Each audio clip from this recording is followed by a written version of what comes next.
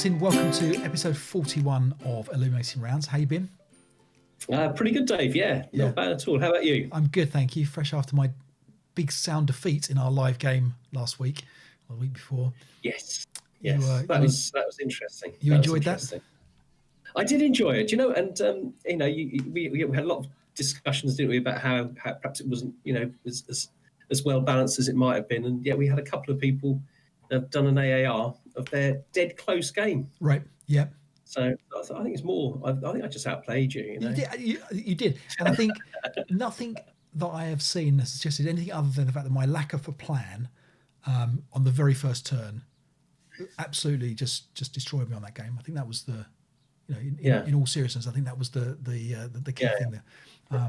So we need to have more plans. That's the key thing.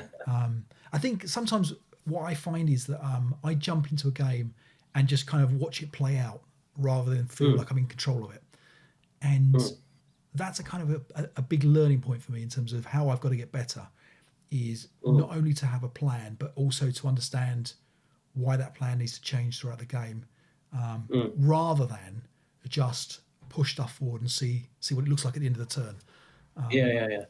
And I think that's, good players, they have plans. Like if we look at Toby and, Tom Rabetti, I was playing him recently. They've got plans for every one of their units, and they are maximising those units every turn, trying to figure out what they're going to do with each one. It's worth saying that sometimes I definitely do this, and I think I even see you sometimes doing it. Sometimes you're in the middle of moving a unit, and it's obvious that you haven't actually got a plan at the beginning for that one unit. You've moved it two points or whatever, and you can see, should I go in the woods or the building? We have both done this. We have both started to move tanks, swung them all the way back around again, and put them back where they came from. We've both done that. But it's quite fun to drive them around, isn't it? It is, yeah. But you did. It's very difficult. I mean, that's why it's a challenging game, isn't it? I think it's actually quite difficult to have a really detailed understanding of how all the different pieces will fall out at the end of your turn, or even 2 or 3 turns ahead, because there's so many different things that could happen. Yeah. That's why it's a great game, isn't it? So it's why people like, Toby and other people are such great players, is they are able to see that and work out the most likely outcomes. And I was going to say, your opponent doesn't help you with that plan either. He's actively stopping that plan happening. Which is, and I think, I've said this before, I've said it lots of times, I start a scenario off and I enjoy it because I just like watching it unfurl. I like watching, just seeing the, kind of like a stop motion kind of thing where you kind of just watch the stuff going on. It's been, it's good. Now we played a very good game last week, you and I. Unbalanced, I think it's fair to say, this one as well. We played, and we're going to talk about today, a red Churchills. But we'll get into that one a little bit later on. What I'm going to say about this one, about red Churchills, before we even start, is if we'd have looked at the balance before we'd have picked the scenario, I don't think we would have played it. I think we'd have just glossed over it. And we'll get your thoughts on the scenario at the end, perhaps. I'm pleased we played it. I don't know, but this plays into another topic that I want to talk about today, which is how much do we enjoy games based on whether we win or lose them? Now, what do you think about that? What you're very fair. You're a very fair man. You have lots of good, and we're going to talk about one of the great things you did in this game actually later on. But do you tend to find that you enjoy games because you have won them, or because you've had a good time? That's a really, really good question, isn't it? Of course, there isn't a straightforward answer. But I think that I definitely am more likely to have enjoyed the game at the end if I've won. But having said that, some of the games I've enjoyed the most completely, I didn't win. And in fact, I don't think it really mattered by the end, because it was such a good game. It didn't really matter who in the end won the last close combat. It's not relevant. And there's a huge difference between rolling lower than somebody else in that last close combat in a very, very close game, and kind of being in the lead from the beginning and it being pretty clear you're going to win all the way through. Those are quite different experiences, aren't they? Really, you've hit the nail on the head. I think it's crazy sometimes for us to. I can imagine being really frustrated. In fact, and we talked about certain games where I had, I'm thinking of one game, Sports 11, where I had the win. Basically, all I needed to do was just hit a tank. I had a rate of fire 2 or 3 gun. I think 2 tanks leaving the board. Just got to hit one of them. Keep rate of fire if I needed to. Doesn't matter. Destroy it on an 8 or a 9 or a 10 or whatever it was. And I rolled a double 6, broke my gun. Oh, it's so frustrating with that scenario. And yet I would have loved it if I'd have rolled a snake eyes at the last roll there. That's not right, is it? So I've got to work hard. So what I did, I looked at the scenario archive, and I'm encouraging everybody as well. If you log your games, I just copied all the games into a spreadsheet, and I sorted them by win or loss, and then I did an average rating of what my games were that I'd won and I'd lost. My average rating for games that I have won is 6.9. So, out of 10, I quite enjoy the games. The games I lose, my average rating is 6.2. So it's a significant change for me if I win or lose. There is a significant difference. Do you know what though? There have been quite a few times, particularly when we used to play. In a few years back when we used to play regularly, when I would catch you out that you hadn't recorded a game when you'd lost it. I think you were far more likely to record your victories than your losses. Now that certainly was true, but I think it's just because I think the one thing I want to do when I've won is I just want to log it. Done. Yeah. I don't even want to think about it. It's not like I'm trying to pretend it didn't happen. It's just a case of, I've got, I can log it and I can just quickly talk about the fact that, my superb whatever ability. To be fair, I don't think I logged the game that we played with going to church that you didn't set up in the church. Okay. so I've got your back on that one. Don't worry. Okay, thanks for that. Yeah, that doesn't stop you mentioning about 8 times on the Illuminating round. You won't do it again, Martin. You won't do it again. I wouldn't put it past me, but yeah. So okay, Tom and I have been playing. Tom's done a great report on Maximum Aggression that we played. So we're playing a third game in our best of 3 to go through to the next round of the preliminary rounds. So we're gonna play one more. We're going to play actually one from the new bonus pack, which I can't actually get in the UK yet. I don't know if you've seen any. New action pack, action pack 16, I think, but we can't get it here yet. So going to look out for that when it arrives. You've not played anything else since our last game? Well, I played Rob, in the preliminary round. Obviously, I don't want to say what happened in that yet. That's right. But, of course, I played by email, which I haven't done for a while. I really enjoyed, and Rob is just the ultimate sort of play by email player. So you get very, very quick responses and stuff. So keeps you on the edge of your seat. It's great. It's great. And I did well. I replied reasonably quickly, and because he's on the other side of the world. You're very different time zones. So I think it's about sort of 7, 8, 9 in the evening. We're both awake and free, and sometimes we get sort of 3 or 4 would go backwards and forwards in that time, which was quite cool. Do you find that you play more studiously when you're playing by email? Do you play? Well, yeah. I mean, I definitely, because you can sit and you can. I mean, I quite enjoyed that, being able to kind of like. Actually, we were just talking about making a plan. I was defending. I was much more likely to have a clear idea of where I wanted things to move and what their jobs were. Okay. Because I could think about it, and I could try and remember from the last time I'd done a log file. Whereas if you're face to face, you forget some of the things that you planned to do. That's right. Yeah. Okay. And how many games do you think you could do on a play or mail? Can you only play like one? I know because Rob does lots at the same time. He's got like a. Yeah. Are you a one game man at a time, or would you do more? I think I would be a one game man. Yeah. I think I was playing 2 once, but they can be quite hard work. I mean, there are times when it's quite time consuming, and you've really got to, put some time and some thought into it. And if you're busy and you've got jobs and families, it's not possible every day to have that kind of quality time to sit down.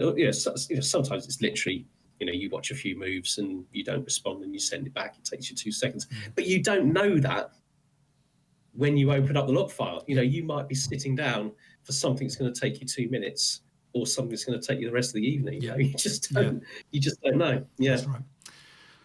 Good stuff. We got some excitement as well coming up with some releases from MMP. So the Manila product is available for pre-order. We've got our pre-orders in on that, so excited. For me, it was my birthday present. Nicola's bought me lots of good things, but she's very upset because she spent a lot of time. We've got a new dog as well now. We've got a little golden doodle puppy who I'm sure I'll show you at some point. He's fast asleep right now, but she spent a lot of time selecting presents, trying to figure out what to buy me because of course I'm impossible to buy. I said, why don't you just get me Manila? And now she's furious because all this thought she's put into all these other presents, and I'm just excited about Manila coming through. So and you bought it yourself? No. She's paid for it. She's done it. Oh, she's paid for it. Okay, she's been good. So we've got that coming up, and we've also got some talk of potential tournaments towards the end of June. The Double One tournament may be going ahead. Yeah, we're waiting to see on that. And you just made a really good point about tournaments restarting. You want to? Yeah. I was just thinking. I mean, tournaments, vary in the UK. Sometimes they feel quite like lots of people show up and there's a great sort of buzz, and sometimes they it's kind of a little bit the opposite. It's not that well attended, and it feels like. But I'm just wondering whether the next year or two of tournaments, particularly the first one that opens up, if people are confident to go, in terms of their the risk from coronavirus, whatever, could be quite an event. I can imagine. I'm really looking forward to it. I've not been to a tournament for a couple, 2 or 3 years perhaps.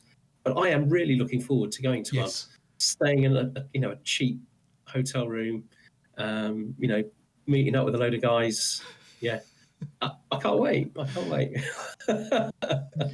play ASL. Yeah, I mean that's just play ASL. Absolutely, yeah, face to face with real counters. Yeah. It's going to be crazy, isn't it? I think we're all missed so much of that. Now you get a little bit of that with your school. I know you've gone back to school this week, so you're kind of doing that. But I mean, I've not been in a room with more than a couple of people for, close to a year. I mean, it's crazy. It is crazy, isn't it? So, yeah. Do you know, the other day, because we're allowed to exercise, aren't we, with one other person? I went over to meet an old friend, and I was driving up the hill out of my town. This is just 2 weeks ago, and I had this incredible sense of liberation. It just suddenly occurred to me that I barely left the town. It was like the sound of music. Yeah, that was amazing. Yeah, actually, the hill we're going up, they call The Hills Are Alive because it's very, very like the one from that film. But Haverhill in Switzerland, it's just towns twinned by. so alike. Yeah. All right, should we flick over and talk about Red Churchills? Yeah, sure. So, okay, we played Red Churchills. Great name, I thought. What do you think? Title, you liked it? Yes. Yeah, of course, red having sort of a variety of different potential inferences there. Communist and blood, I suppose. Yes, yeah. And the idea that we're playing the finish against the Russians. So this is a journal, I think, was it journal 11? I think it's journal 11. Yeah, that's right. So first things first I was going to talk about was, and when we set this up, I loved the map. And so I've got the scenario up here without the counters on to start with. Just to say how cool that map looks. It's flooded stream, which has a nice aesthetic sense to it anyway. That's true. With the thing, I've not seen that before actually. The flooded stream depiction. Yeah, it's really good. And we've got 3 factories on this one, and we've got the Russians going to come in on the right hand side. They're going to come across 3 bridges. We've got the Finns defending. Don't often play with the Finns against the Russian which doesn't feel like a very it's quite open, nice kind of scenario. Do you want to talk about the scenario, Martin? Do you want to talk about the victory conditions and stuff? Do you remember? I don't know if you remember them. Yeah, so, yes, best as I can remember, I think the Russians needed 7. That's right. Yep. 7 victory points. 7 victory points, and there are 2 ways that they can get them. The main way is through the factories. Now the factories, I don't know if you can ping them or something, Dave. But, that one and that one. So there's obviously 5, 6, 7. There's 8 hexes. They're factories, so there's no other. There's no level 2s or anything like that. So controlling 7 of those would win those hexes. But for each tank that the Russians are able to exit off the, it is the east side, the left-hand side. The left-hand side. They can subtract 1 from. So basically, 1 tank is worth 1 hex for victory conditions. Right. Okay, so here's my setup. So the key things to notice here about the Finns is you get a choice between taking an extra anti-tank gun with some extra concealment units, or a bunch of extra squads and a half squad. So I took the squads, and I think I surprised myself. Usually I would take the gun in that instance, but I felt that one bad roll on a gun and it's gone, and you've lost a significant force. Whereas opposed to the guys, if you've just got the squads, that might be useful. So the Finns have 2 of these great big, I don't know what they are, big fat tanks, 114 millimeter HE things. They're just throwing around like anything. And we missed that they are radioless, so I think I moved one without checking for a radio once, and we caught that towards the middle of the scenario. My hip gun, I've got Is it worth mentioning the unlimited heat? Oh yeah, that's right. No, that's a good point. So yeah, they've got infinite heat with a to kill of by SSR, isn't it? It's not just on the tank itself. Yeah. Infinite heat to kill of 15, and I've got an anti-aircraft 76 millimeter anti-aircraft gun sitting up here. So trying to figure out how to defend is a little bit tricky, because Martin can obviously swing across one bridge, in strength, or he can come across all 3. And we talked about this at the end, and we'll certainly talk about it more in the scenario itself. But obviously you've got to defend the two factories, and potentially you can leave this area down at the bottom less defended. But then obviously the tanks can roll off with a fair amount of ease if there's no anti-tank capability here. Worth mentioning that by SSR, the 338s, the Finns have Molotov cocktail ability. Basically, they're able to throw it without danger of causing flames, and they've got a modifier as well to receive them. So the clue is use these guys as the anti-tank guys, and we'll see how that works out for me. I've got 2 hip guys. I've got a guy here and a guy here. One with a Panzerschreck and one sitting here waiting for anything to come across the bridge. These obviously factories, so nothing in the upper levels. And again, I wasn't really certain what the best thing to do here was. Just try to keep the majority of the force in the centre so I could adapt to what Martin does to come on, and wait and see what he does. So, Martin, you want to unhip your guys and talk through your setup? Yeah. Okay. So, I've got a little group at the bottom. We plan to take the southern bridge, and I have this group at the top to take the northern bridge, and then I've got 4 tanks that come on from off board. And I guess my thinking was really all going for one bridge. It's just too narrow an axis of advance. You can put residual on a bridge, and I've got a fairly large force, and they've all got to go through that residual or wait until the next turn. I kind of thought that spreading out my attack a little bit. Obviously, attacking 3 bridges would probably do that even a little bit better. But I kind of wanted to have good fire groups supported with tanks, so I could blast my way across each bridge. And in fact, if you look, there's a significant fire group up in 22 PB8 with a 9-2 leader, and indeed on 59 U7 as well. I don't know if people see if I do that. There's a significant fire group there. I thought that possibly that this bridge would be less strongly held, simply because you've got all these guys in the middle that can, can protect the factory in the centre. Then I've got all my tanks coming on together. Plan is to get across, help to sort of get the fins out of the way and make sure there's enough time for them to try and get off at the end. Yeah, but it is worth pointing out, I can't win just with the tanks. There's only 5 in total. But yeah. So, and it's worth pointing out as well, the 2 of these tanks are pretty special. So you've got one of the big ISUs here that's pretty much impervious to everything from the front. I mean, obviously I can get lucky with a turret hit, but most of the stuff is just going to bounce off. And I was quite pleased to see that my anti-tank, my anti-aircraft gun here might get a rear shot. But even then, we're still looking at an 11. Maybe on the rear it's a 10, and the to kill here is a 16 on this this anti-aircraft gun. So it's got a chance, but it's certainly not a foregone conclusion. And this tank is going to cause me problems. And then you've got a flamethrowing tank back here as well. And this thing is brutal. I mean, they've got great armor.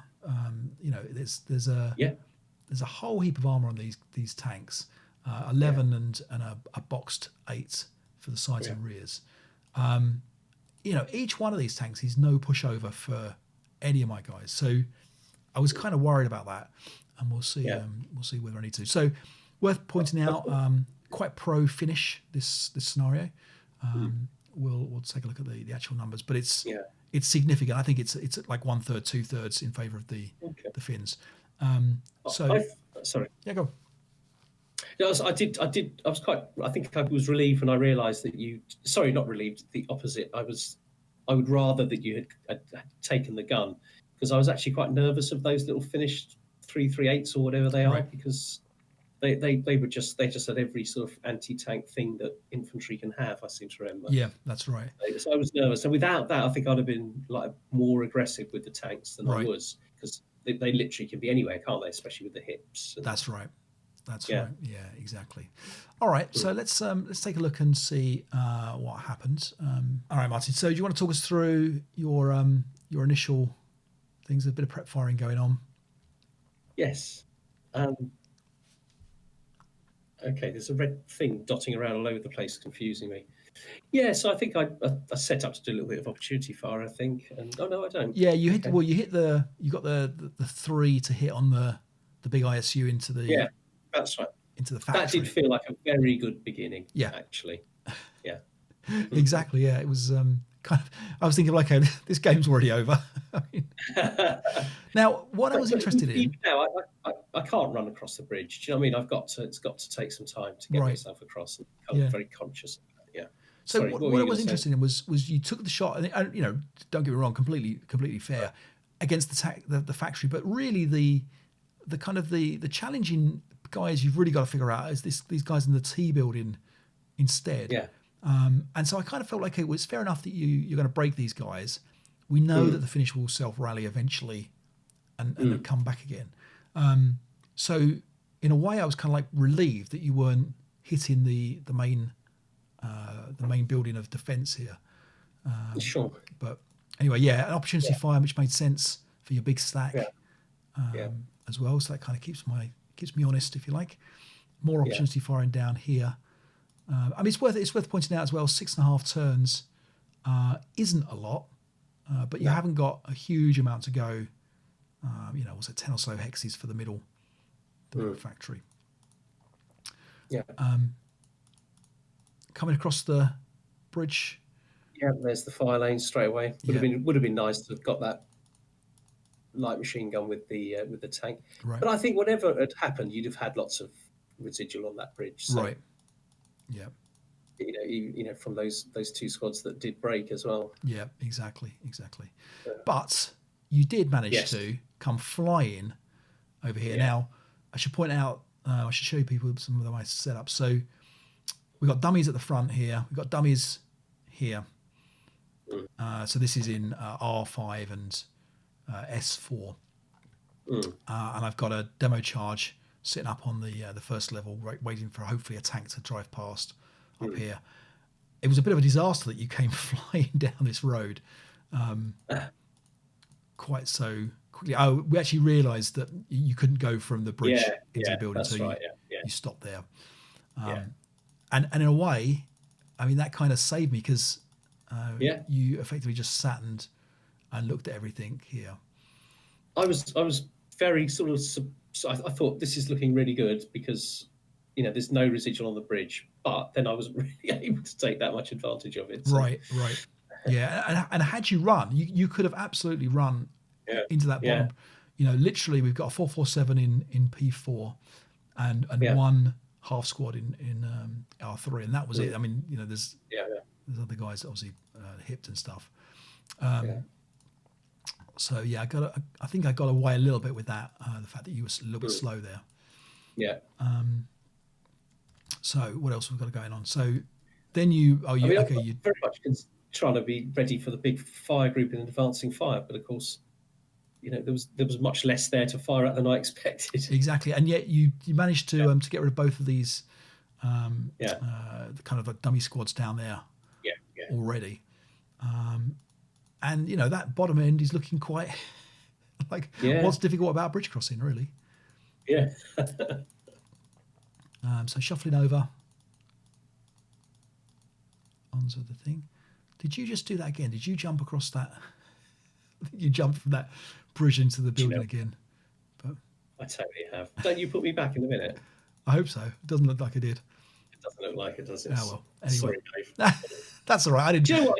I tried that about 100 times in this game. You absolutely did. That's the one time you didn't catch me out. That's true. All right. So a little bit of repositioning for me. Just effectively just jumping out of your line of sight. And on we go to turn 2. And I hate that, the way I've got so much firepower and I can't actually fire at anything. Yeah. So you assault move and come across the bridge. Now, it's worth noting here. Okay, so I've got this anti-tank gun, or anti-aircraft gun, sorry, an R6, pointing at this. And I don't know what the best... I've got some great shots here. I've got absolutely this pinned 628, which is probably the worst one. I've got this 628 and another 628 sitting there on the edge of the bridge, and I've got this tank potentially coming. And I was spoilt for choice. I was absolutely stuck between, well, what do I... And I was most nervous, obviously, about your big 9.2 stack. And I kind of thought, if I can get that, or I can get a nice rear target shot if your tank moves into U8 or something. Because I didn't want to just reveal it, have one effective or ineffective shot, and then just get destroyed in close combat straight afterwards. So I have to kind of hold my fire here. So I wait and see what's going on. We've got some movement over the bridge. There you go again. I send it. I think we moved it back. Yeah, you did. Yeah, you went back on the bridge and back on the road and then back in again. Yeah. And the flamethrower. And of course, there's that flamethrower as well. Of course, we did mention that when we were talking about the beginning. That I had the additional flamethrower. Yeah. Exactly. So plenty of fire coming in. No effect on these guys. Already looking quite... Tank, it's that nice, safe little shadow of the building there. That's right, yeah. Now, we looked at this, didn't we? This is quite a close line of sight here from these two tanks here. It's not in the shadow, is it? No, unfortunately not. But we'll see. And again, one of these problems with these tanks is there's no machine guns to test line of sights and things like that. Yeah. And you've got a low ammo of 10 on there, so there's a bit of nervousness about some stuff. Here's us checking the line of sight, and we see it's good, it's clear. You see I get it's a hit and it's a kill. And you get a crew. A free crew. I'm still feeling reasonably good, but it's starting to feel a bit like a trap for the tanks now. I was nervous, absolutely. I was thinking, well, okay, you're gonna roll these others down if you can figure out how to get around that other tank. You see, if I wasn't worried about those little anti-infantry squads, I would just have rushed it. It's only got one shot, but I can go straight through its hex into Q1, turn around, take a rear shot. But I can't because I'm gonna. I don't know where these little dudes are. That's right. So here's we're starting to break now in the wooden building. Gaining acquisition here on the 447. More breaking going on down here. and then you're into close combat already with my 338, who doesn't even get the chance to throw his Molotov. Crew jumping in the ground, and the hero with the flamethrower. That's always petrifying when you have that in front of my tank as well. Yes, exactly. So we have a little bit of a check on some line of sights here from the. I've got a little bit of a problem that I'm not getting any leaders across the bridge. Right. In fact, either bridge. In fact, oh no, yeah, that's right. Yeah. I get you in close combat here, and do I get you in close combat? What happened there? What was going on there? No, I think I win in R3 on the bottom. I think. Yeah. What was my?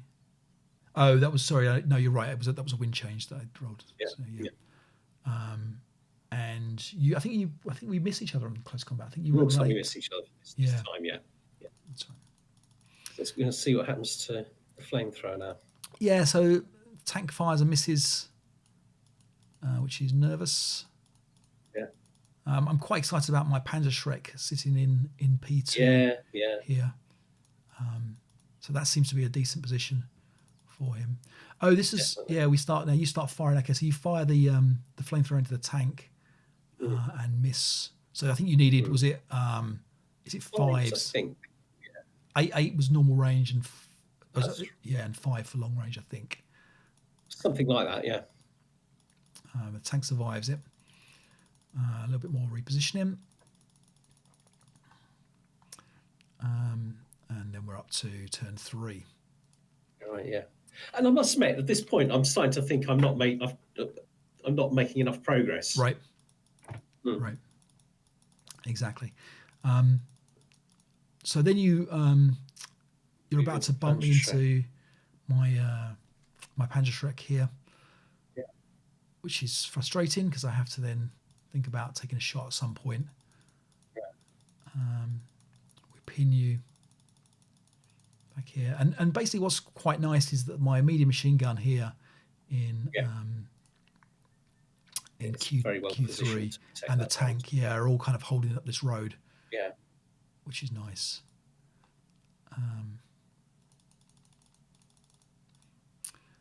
All right, so then we get the tank manages to hit the flamethrower upstairs. Yeah. Oh right. Yeah. Downstairs. Yeah, and destroys the just destroys it. Yeah. Yeah, the hero. We go for a Panzerschreck attempt against the assault engineers.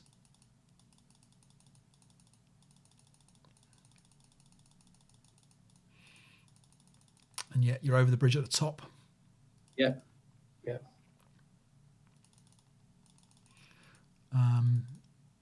Close combat with a Panzerschreck. Yeah. You get me in close combat on the top of the. I go looking for the unlucky flamethrower. That's right. Yeah, that flamethrower is is destined to have some interesting stories about it. The bloodied handled. Yes. So then the tank fires into the prep fired and destroys the whole stack in there. Yeah. We've got a melee going in now. This melee, so the entire factory opens up on this melee, deciding this poor half squad is worth shooting at. And then I end up going fanatic. And then you think about firing into it as well, don't you? It's like the most hated melee. And then we get a what was this? There was the double ones. Oh, you gave me. Yeah, I managed to heat a battle my 338. That's right. Yeah. And which doesn't help him in close combat anyway, does it? So that's well, we'll be the judge of that. We'll be the judge of that. So at the moment, there was so what you were looking at here was you were 628 versus my 548 and a broken 338, which was pretty much it's going to get to the point where he's going to get into a lot of trouble. Suddenly he's sprung up again with a hero. They jump into close combat. We pull back a little bit. I was struggling with this building and thinking, this is just a stepping stone to the building I've got to actually attack. Yeah, exactly. And thankfully, with those odds, I managed to roll under the kill number, and we get you. You kill my guy, and I win with the Panzerschreck. Yeah, that's right. And that's never a good sign when the Panzerschreck is left next to my tank. No, exactly. Yeah, exactly. So, you have the. I think we stopped. Didn't we stop? We stopped mid-game for a break for a day or two. That's right. Yeah, exactly. This is the continuation. And I think we felt this was easily a finish win at the moment. Right. Yeah. You hadn't made enough progress. Yeah. But the tank helps. Yeah. You kill my tank with my own Panzerschreck, which is great. And you get some style points for that. Yeah. There's still people looking for that flamethrower. Yeah. Now you've got the flamethrower. Now the medium machine gun's able to fire down the thing and gets a double one. Yeah. I really need to learn to leave flamethrower alone. So I think it's third owner now. It's gone through. Yeah. So none of them broke. They all KIA. But it has left a pathway for tanks. Yeah. I'm still very nervous about these 338s. Right, exactly. And you go for an ESB attempt here, which was very brave. Very brave. Yeah, I don't know why. I think I just miscalculated. And I mean, you would have been welcome to either leave it in motion or, but you were brazen to the point of thinking what could possibly go wrong because. And here's the interesting thing. This is what happens. The Russian modifier would have saved the tank, and because it's a British tank, it fails. And there's it's the country of manufacture. In fact, we checked it, didn't we? We looked up the rule just in case. Yeah, exactly. So because there are some Lend-Lease vehicles that are in the colour of the nationality, and I wonder if you necessarily would have picked up if it had been a red. You wouldn't have realised. A Russian one would have even checked it. We played the rules correctly, which was good. Yeah, you did a good job of that. On comes the flamethrowing tank, which now we're petrified of. In the game with this now. And I mean, what a perfect position for it here, just sitting in front of this factory. Yeah. And I even tried to find out. I mean, how dodgy is this? I even tried to work out whether you could do spraying fire with flamethrowers. So just inventing rules as I was going along. Okay, I mean there is an underline to it. So yes, that means something else, doesn't it? Does that mean long range or something? Is that the? Okay, so we just double check that. Yeah, the underscore is just for the fact that it's a normal range of 2. So anyway, a pretty brutal place for that flamethrower to sit. Yeah. So on we come, looking like this factory is in a bit of trouble here. Yeah. But at this point, you've immobilized one, you've lost one tank, you've got you've actually lost 2 tanks, so you've got 2 tanks left to. 3 tanks. 3 tanks left. Yeah. So if I capture this building in the middle, which is 5, because that's not possible, I still need 2 more tanks to get off. Exactly. Yeah. And that's if I capture that building. So a nice bit of scouting by the AO leader, and now the tank now wanders in, not doing that, but you're going now.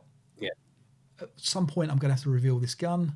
And here's where I want to reveal it, and you stop there for me, which is perfect.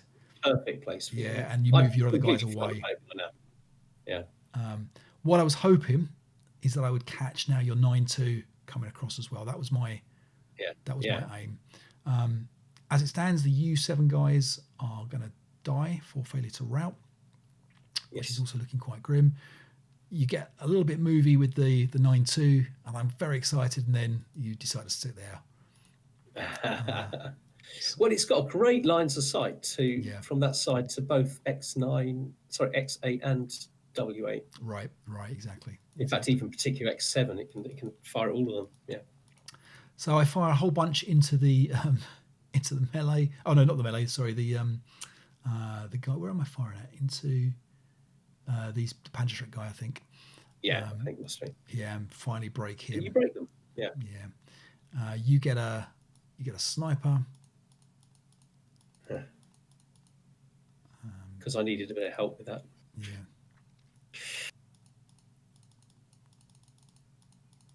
Now you didn't skulk there. Away from that flamethrower. So this is my final fire. Oh right, sorry. Yeah. Okay. Yeah. Okay. I'm being an idiot. Yeah. So I reveal the gun. Yeah. And we get what happens here. So we reveal the gun. We get a 1 and a 2. So what happens there? We reveal the gun to hit, no good on the to kill. And then we rate of fire. Yeah, we have rate of fire. We hit on an 11 at this point. Yeah. Due to the fact that there's a large target and acquisition. And that's life moved. Yeah. A couple of rate of fire shots, wasn't it? It was -2 acquisition. Yeah. And we that kill does him. the job, I think, doesn't it? Yeah. And then we break the crew as well, which is kind of half important because I need to try and be able to extract the that's right, the U7 guys out. But the problem is they're still going to die, these guys, because they can't route into V7 because they can't stay next to the broken crew. But the broken crew can stay in that hex. So because they're only adjacent to broken units. That's right. Yeah. Then we get a bit more action. I didn't know I aimed so much fire at that gun after it being revealed. Right, exactly. We get a sniper, and the sniper activates, jumps on top of your crew very brutally, kills the crew. Unbelievable. I couldn't have asked for better than that. We've got the immobilized tank, which obviously now isn't going to be a problem for me to route away from. I think that gun does you as much service in terms of how it draws fire, ineffective fire, and it's almost as valuable as destroying the tank. Yes, exactly. And of course, it's one more hex as well for you to get now. So you've got to get both these tanks off and capture the whole building in the middle. The whole building, that's right. I am still thinking I might be able to steal one hex from the northern building. All I'm going to do is run and get in, haven't I? Exactly. You've got the last turn, haven't you? So you can kind of go for it. Flamethrower creeps up a little bit, dripping with blood.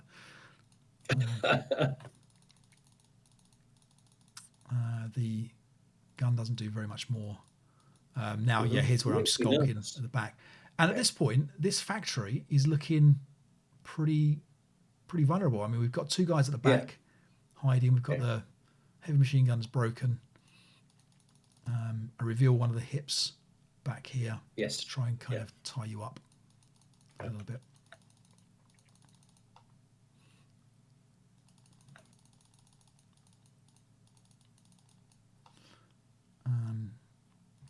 Take a few ineffective shots.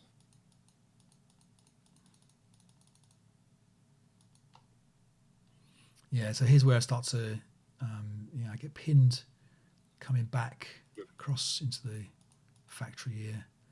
Managed to break your guy with a sniper. I mean, the sniper's doing just manly jobs up there, really. Yeah.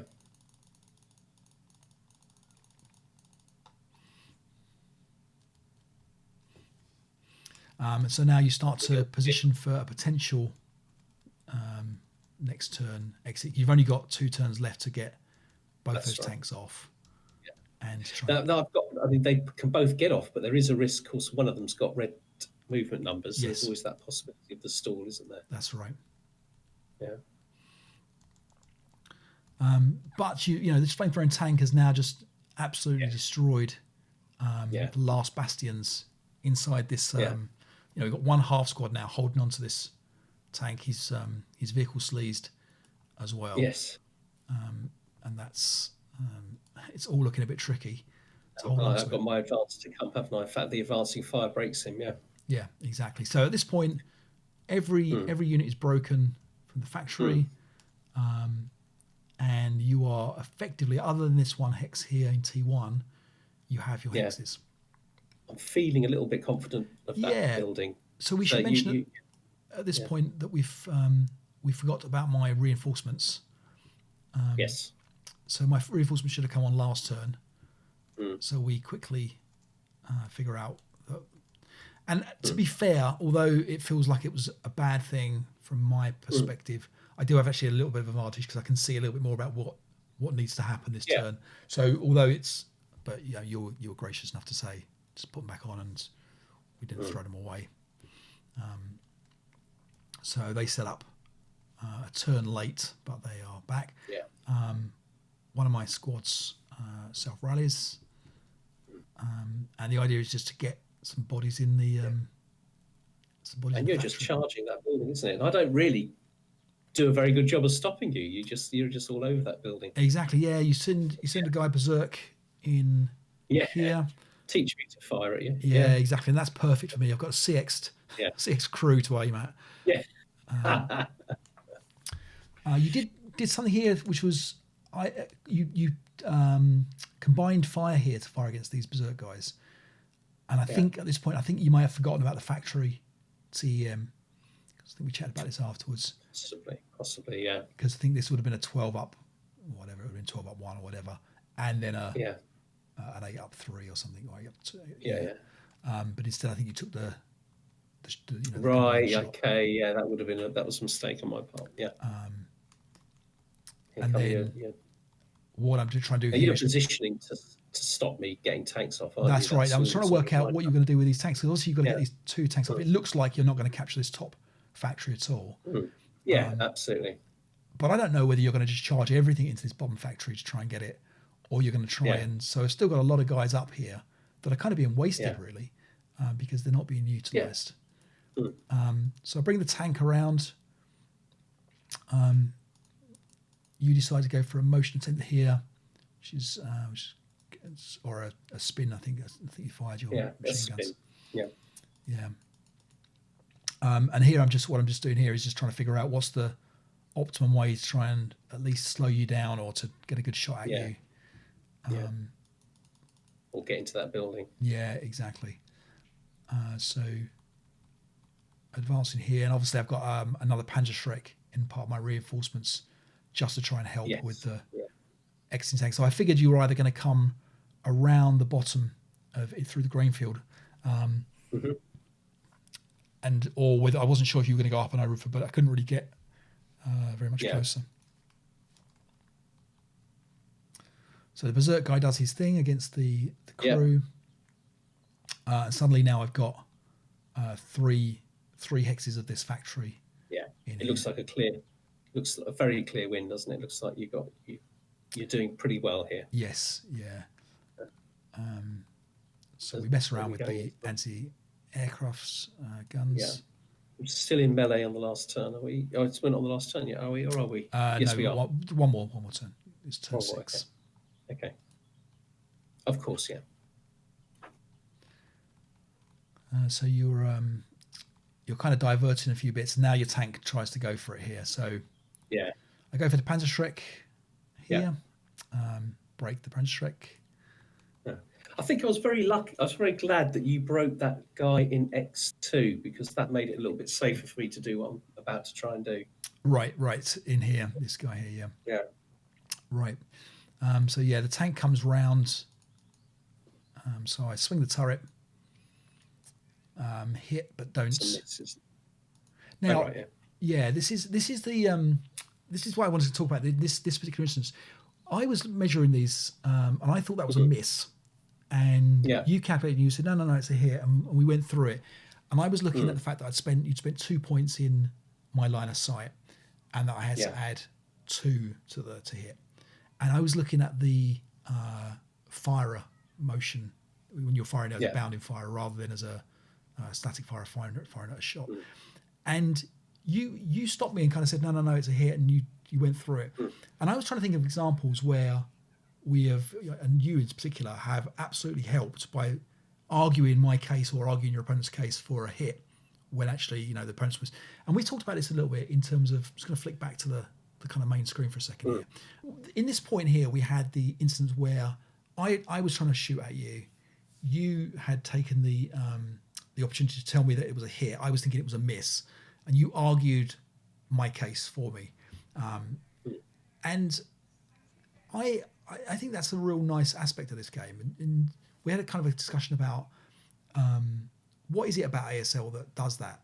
And because it doesn't happen in very many other games, I don't think, that people, and it's not just us, we've had lots of players have kind of argued the other guy's case for them.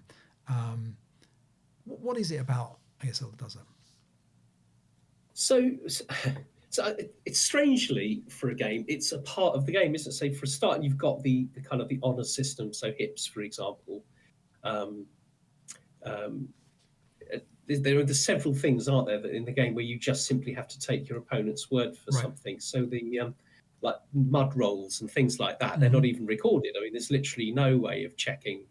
When you've your opponent tells you that you've bogged or whatever. Right. So it's kind of written into the game that one has to be honourable. I think that might be a part of it. But the other thing is that it's in the rules that you have to play the game, have to work together to try and play the game correctly. I mean, I'm not sure. I think it says something along those lines in the rule book somewhere. So it's if I allow you to declare a miss, and I know that you've forgotten a modifier that makes it a hit, that I've cheated, haven't I? According to the rules as they're in ASL. And I don't think all games are like that. I think there are some games where you legitimately can allow your opponent to make a mistake, and you go, well, that's tough. That you made that mistake. You should know the rules better or whatever. Yeah. So I don't know, there is that element to it. Yeah. The other thing, maybe just perhaps a very small hobby and a very, very kind of being a little niche. We're sort of all mates, aren't we? Yeah. That's perhaps a part of it. I mean, I think if you go to a chess tournament, you're not really all mates in the same way, are you? Not that I've ever been to a chess tournament. The way that I imagine it, being an expert, having now watched Queen's Gambit or whatever, it's much more dog eat dog. Yeah. Perhaps. Yeah. No, I think you're absolutely right. I think it's something I want to improve my aspect of. Like I talked about this at the start of the game. I think if you roll and you say, "Oh, that's a miss," I just nod and go, "Okay." I don't think, and part of that is a speed issue. You just want to get on with the game, and if you call a miss, then presumably you're pretty happy with it. And if you go, I think that's a miss, can we just work it out? I'm unlikely to miss a modifier for you, But at the same time, if you say to me, no, it's a miss, I am worse than you are, and this game proved it, where you were actually arguing for me to say, no, you've hit me. To be fair, I think that everybody, including me, tries harder to find that pip that helps you than you try to find the pip that, I'm quite happy to, if I'd added that up and I go, well, he's missed me, I'm not going to go, do you know what, I'm just going to double check because he's only missed by one. Right. Whereas if I was firing at you and I've missed by one, I'll be going, hang on a second, let's just get through. Did I include range or whatever? And so I think that's fine. I think that's fine for you to try really hard to try and get the rules to work for you, as long as you're applying them correctly. Yeah. And as you say, there is a speed issue, isn't there? That if you tried really hard for every single thing for your opponent and for yourself, I mean, it's your opponent has got the primary responsibility for calculating their attacks and stuff like that. But I do think the game's got to be played correctly, isn't it? That's just how it is. Yeah, and we've had this discussion before about like kibitzing and at what point do you step in and say and point out that a rule's gone wrong, and we've thankfully, because of no one having any kind of contact. So how would you feel about somebody deliberately, who knows that you're going to apply a rule in a way that's very detrimental to you, perhaps even going to lose you the game, just staying quiet. Is that acceptable? I think that's poor. Well, see, this is we've talked about this before. So apologies for people. So I kibitz. I completely hold my hand up wrongly when two players had missed, or one player, but I shouldn't. Two players had missed a close combat modifier on the fact that a tank was in a hex, and they were basically, but it was kind of like, it wasn't like a dead silent game that nothing was happening, and I still believe that you everybody, including people around the game, have a responsibility to get the rules right. But I completely accept I'm wrong, perhaps, on that one, and that of course, tactics is not the right time ever to kibitz. Yeah. Options are not, not even telling someone the options is not, that's again not that goes over the line. But making sure that a modifier is correct, I think, is the right thing to do. But I understand that I could be wrong in that. And I think at the time, I was told I'm wrong. I shouldn't do it. And well, okay, fair enough. But yeah, I would feel aggrieved if I lost or even won a game. I think even perhaps I would feel more aggrieved if I won a game where I had accidentally cheated rather than forgotten a rule. Where I go through it and someone then says to me afterwards, actually, you applied that rule wrong. I would feel pretty bad about that. And I think it's fair when I remember you doing this with a very, very good player who you managed to beat, and at the end of the game we sort of shook hands and said, just out of interest, why didn't you break him and route upstairs or whatever? Yeah. And the guy just didn't think of doing it, did he? But that's a tactic that a tactic he kind of should have known, and I think would normally have known. So he was a bit frustrated with himself, but he wasn't playing the rules wrong. You weren't, so you were, right. You didn't need to point that out. Yeah. But yeah. Oh, anyway, back to the game. Anyway, that was back to the game. Back to the game. Nail biting game. Yeah. Exactly. So anyway, here's you helping me hit your tank. Clearly, so no effect. Yeah, exactly. No effect, and so we move on, and that's the thing. And I'm suddenly realising, okay, this tank is, he's going to get off. And I've got 1.5 squads holding on to this area here. Second tank, he's going to make a run for it down here. Yeah. And there's nothing I can do to stop that guy getting off. So now we've got potential to easily lose this game. I mean, there's I can easily lose this. Yeah, but it's at the same time, it's by no means certain that you're going to lose this game. No, is it? That's true. I've got a bit to do. Then that 5-4-8 is a real pain in the right. But suddenly as well here, we've kind of opened up a little bit of an avenue at the top factory as well. Yeah. You've killed the crew down here with the gun. Yeah. So I kind of wondered if you were going to try and pick that gun up and try any shenanigans there, but I think it's a bit too late in the game for that. Yeah, that's fair. Yeah. That's fair. This is going to be a grim close combat here for me. Yeah. And as you can see, I managed to get a double one. I get the double one. Now, unfortunately for the finish, there's no leader creation for the Finns.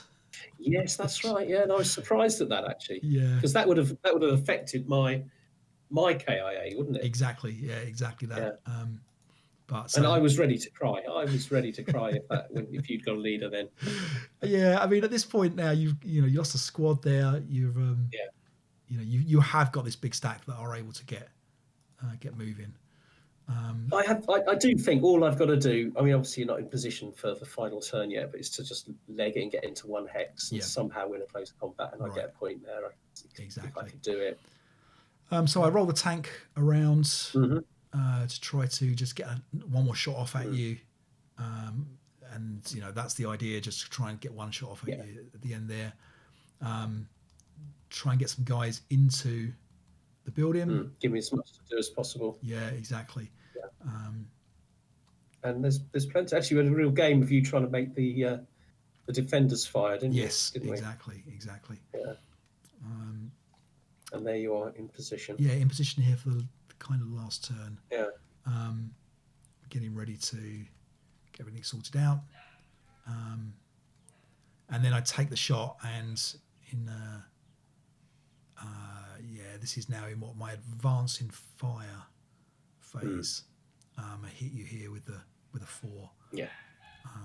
And you've got my tank already, haven't you? Yeah. That was the one that killed it. Yeah, that one there. Yeah. And so we're down to the last turn coming up. Yeah. And basically at this point you need to capture now all of that building, all of this building, and plus one the tank more hex. and 1 hex. Yeah. So it feels like it doesn't take much for it to go wrong. Yes. Yeah. And you've got 8 points in the in that hex now. You've got guys all over the place. Yeah. Off comes the tank. That's all fine. Yeah. That's what point. So you're on. So at this point you're on 3, and looking like you might get a 4th, but that may be it. Nice use of smoke here. Yeah, I thought that was clever. I get a nice low roll here against your incoming Russian guys. Russians. Yeah. And they were rushing. Yeah. Yeah. And that whole stat breaks, doesn't it? Oh, exactly. Yeah, the leader breaks there, which is very unlucky. And then that's the game. That's the game, isn't it? Yeah. Yeah. I mean, there's a little bit of pinning going on, but the close combats. Yeah, so because you lose one of the close combats. I think we played it out, didn't we, to see how close I would have got. Exactly that. Yeah. Exactly. Now, it was a decent game. I thought very, very tough. Very, very tough on the Russians. A lot to do. Yeah. But I enjoyed it. I really enjoyed it. But I don't know. This goes back to the question: did I enjoy it because I won the game, and would I enjoy it as much if I'd have been on the Russian side? And I'm being serious in terms of. I don't know. So I was going to ask you, how much did you enjoy that, and did you enjoy it as much as I enjoyed it? Okay. So I think this is an example from my point of view of sort of a deeper kind of enjoyment, because I think the easy win enjoyment is relatively superficial. This felt quite hard work. I didn't think I was in with much of a chance halfway through. Kind of bottled up, around a bridge. I couldn't even get my strongest units across.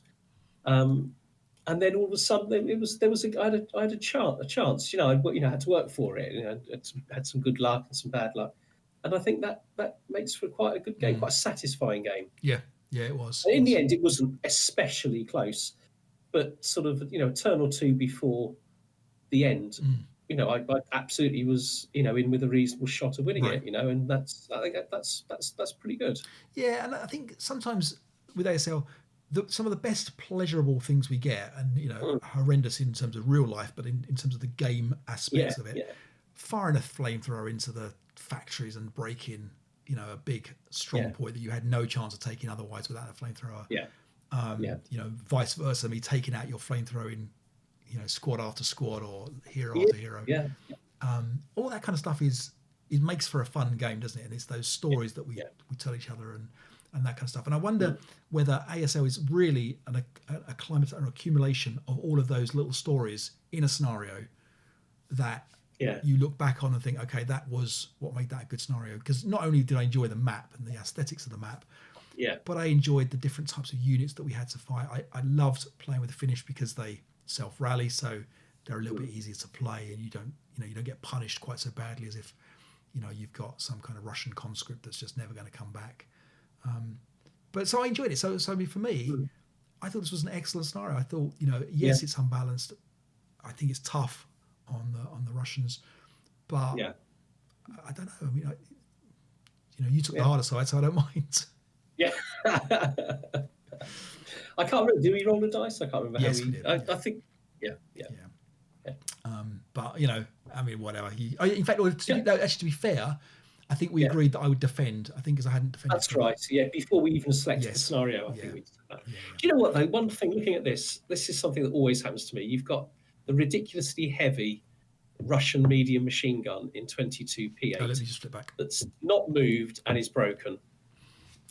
That's exactly what Russian Up here, medium machine guns always do for me. I think really they never move. They eventually get abandoned. Yes. Usually malfunctions. Yeah. Yeah. Exactly. I mean, it was just a kind of a bit of a rock and roll kind of bridge crossing, blazes, gusts, flames springing up, all sorts. It was a lot of fun. Yeah, so good job. And I think it's Peter Stroif and someone. Let me find. Oh, these are designers. Yeah, we should give them a shout out. Yeah, definitely. So, we should do that more often. Actually, it's because I think designers are often forgotten, aren't they? That's true. Yeah, and they're the quiet heroes of ASL, really. That's I think the unsung heroes. Yeah, unsung. That's the phrase. So Chris Mazzei and Peter Stroif designed this one. Yeah. So well done, guys. I enjoyed it. Well done. Yeah, it was a good scenario. Yeah, and I enjoyed it, but about 0.6, 0.5 or 6 less than Dave. But had you cut it off, it would have been completely different. That's absolutely right. Absolutely. All right, we're going to do a Patreon giveaway. We are going to give away. Are we going to mention some of the stuff that's not been claimed? Yes, absolutely. So for example, Andrew and Preston, you haven't got in touch with me. So if you hear this, give us a shout. We're trying to get your address to send off the bits and pieces. We need to hear from you. So I want to be able to give this stuff away.